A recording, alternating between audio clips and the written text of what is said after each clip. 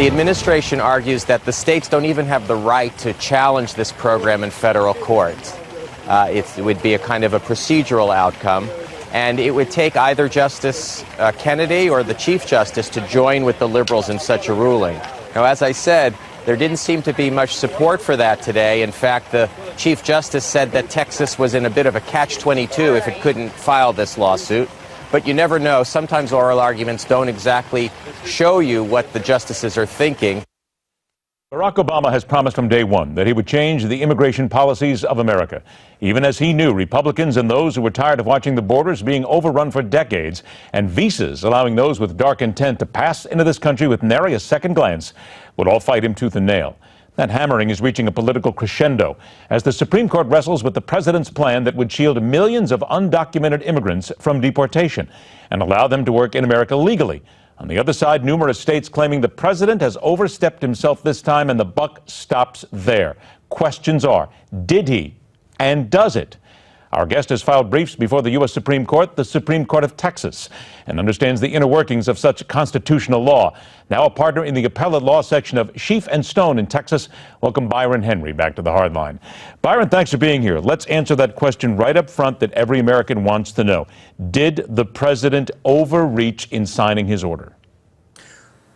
Well, Ed, I think you can first look to one of Chief Justice Roberts' questions yesterday when he actually quoted one of Barack Obama's speeches in which he said that he himself lacked the authority to go further than Congress had gone in its previous immigration law revision. So the Chief Justice was basically citing the president himself in saying that I can do no more because I'm not a king. I can't change the law single-handedly. Well, a few years later, I guess he had a change of heart on that issue and spoke with some lawyers, and maybe they told him he could, in fact, change the law somewhat and issue this executive action. But as the states argued and some of the justices noted in oral argument, there is a lot of concern, and it is a big issue as to whether or not the president can basically change the legal status of these immigrants with the stroke of a pen. There's a great piece in there, Byron, because you touched on it, the president being a king, and so many people say that you're not allowed to do this. Well, there are instances when presidents can issue executive orders. They can take unilateral action.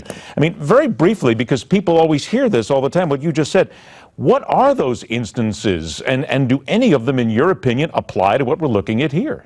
Well, there's a couple clear instances where presidents can issue executive orders because the president has a tremendous amount of authority within the executive branch to see that the laws that Congress passes and he signs are executed. One is when Congress expressly leaves gaps in the law or statutes and basically tells the president in his discretion and through administrative agencies to fill in those gaps with his own authority, consistent with the statutes. And others, of course, are just direct authorizations by Congress, just leaving things in the executive branch's hands and giving discretion to the president on how to rule on certain items. So Congress has the ability to kind of shift that over and give the president some discretion.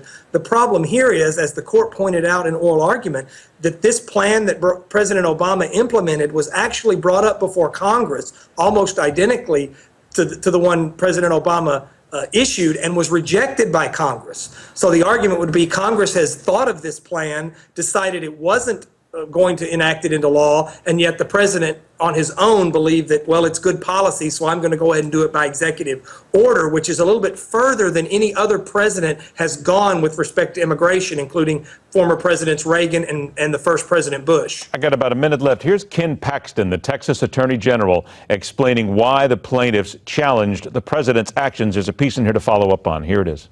If we allow a president, whether it's this president or a future president, no matter what their political persuasion or their party, to make changes in the law without congressional approval, then we will end up with a perverted constitution. It is truly, in many eyes here, Byron, nonpartisan, the issue here. But we have now a Supreme Court that is in many ways partisan. As you look at this and see what the president is doing, what the courts are fighting back on, and waiting for SCOTUS to talk about this, is there any doubt in your mind that at the end of the day, this is going to be a 4-4 deadlock and this is going to go right back to the states anyway? I believe, as General Paxton stated in that clip, that the issue isn't partisan. The issue is separation of powers or structural in the Constitution. But unless there's some sort of procedural issue that the court compromises on, I believe that there is a strong divide among these justices on the president's authority in this instance, and it probably comes down 4-4, which means that the injunction that issued by the Fifth Circuit will stay in place, meaning President Obama's plan will probably not go into effect before he leaves office. And just 10 seconds, real quick. The president said he acted because Congress failed to act. Yes or no? Is that a legitimate argument? Probably not. Congress has the right to pass the laws. That's like saying Congress didn't pass a tax increase that the president wanted, and the president obviously cannot unilaterally impose a tax increase. So I don't think that stands constitutional muster. And there you go. That's right in the whole essence here of overreaching. Byron Henry, always a pleasure, Byron. Thanks so much for joining us. We'll talk again.